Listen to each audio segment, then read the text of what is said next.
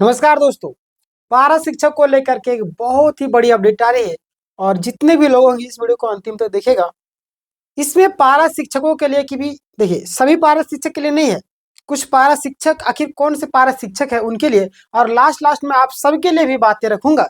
देखिए यहाँ पे सभी होंगे अस्थायी क्या, और मानदेय बढ़ेगा क्या, सच्चाई निकल करके अभी तक आ रही। बहुत सारे लोगों ने अलग अलग तरीके से आपको बताया, ठीक है, उन्होंने अपने हिसाब से बताया, बट मैं आपको बताने वाला हूँ अलग तरीके से, जो आप नहीं जानते होंगे। यहाँ पे आप देखिएगा, झारखंड पारा शिक्षक पर बड़ा अपडेट आया है। पॉइंट बाय पॉइंट मैंने सारी चीजों को लेकर के आया है। पारा शिक्षकों को, है ना, स्थायी की जो प्रक्रिया है ना, उसके प्रावधान को लेकर के बातें निकल करके आ रही है। आप यहाँ पे देखेंगे झारखंड पारा शिक्षक नियमावली, है ना, झारखंड पारा शिक्षक नियमावली में स्पष्ट प्रावधान है। क्या प्रावधान है देख लीजिएगा, कि जो पारा शिक्षक है ना, जो पारा शिक्षक टेट स्टेट यानी कि सी टेट पास है, उन्हें स्थायी, है ना, क्या स्थायी किया जा सकता है।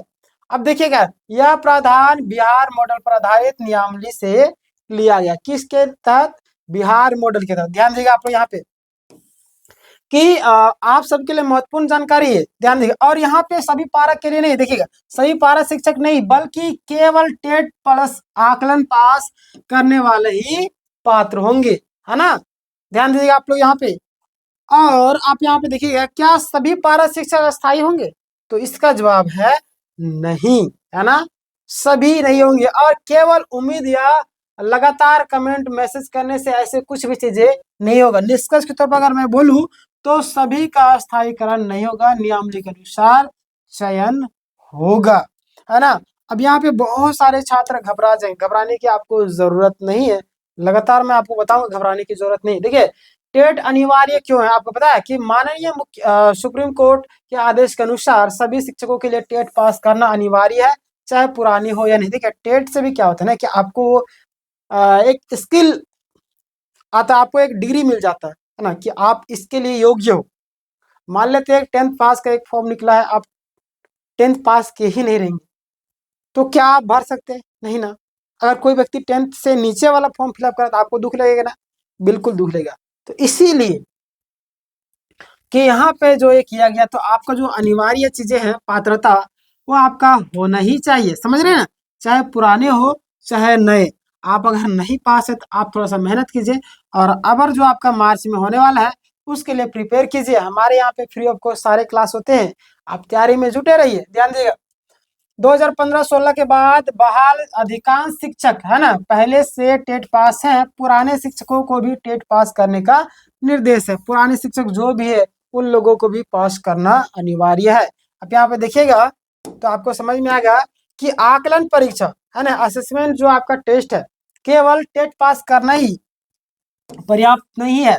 केवल टेट पास करना ही पर्याप्त नहीं है, आकलन परीक्षा भी अनिवार्य होगी। यानी कि शिक्षण क्षमता, अनुभव, प्रदर्शन मूल्यांकन, ये सारी चीजें आपके अंदर होना चाहिए। टेट प्लस आकलन जो है आपका, ध्यान दिए आप लोग यहाँ पे, टेट प्लस आकलन वाला स्थायी होने की पात्रता है, समझ रहे ना।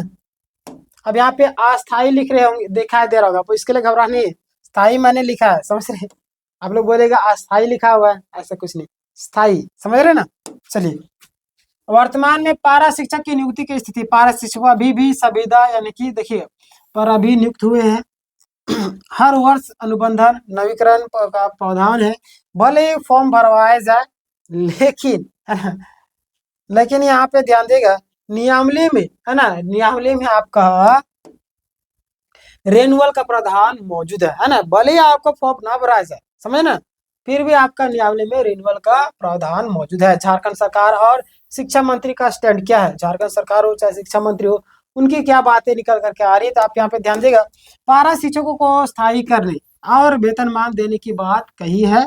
इसके लिए नई नियमावली तैयार की जा रही है, और जिसमें स्पष्ट रूप से लिखा होगा, क्या लिखा होगा ये भी जान लीजिए, कि कौन पात्र है और कौन पात्र नहीं है, समझ रहे ना। तो इसके लिए आपको घबराने की जरूरत नहीं है। कुछ भी अपडेट आएगा मैं आपको तुरंत अपडेट कर दूंगा, बस आप चैनल को सब्सक्राइब करके रखेंगे। देखिए, 20 तारीख की सुनवाई, कोर्ट में सुनवाई को लेकर के भ्रम बहुत सारे फैल रहे हैं, तो इसको लेकर मैं बता देना चाहता हूँ, 20 तारीख को सुनवाई है, लेकिन ऐसा नहीं होगा कि आदेश मतलब कि जो आपका सभी को स्थायी कर दिया जाएगा, समझ रहे ना।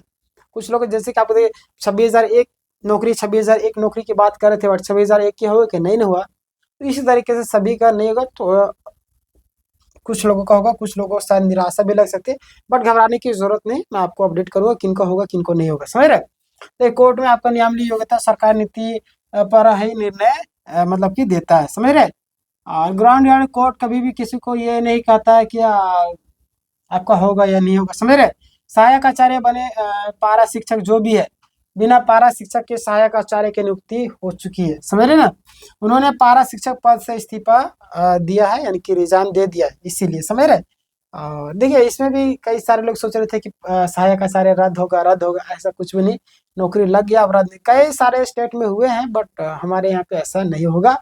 अब देखिएगा सीजल में भी उसी तरीके से मामला चल रहा था, बट सीजल में एक अलग मामला था, बट नियुक्ति हुई ना, तो ये ना सोचेगा कि रद्द हो जाएगा, समझ रहे ना।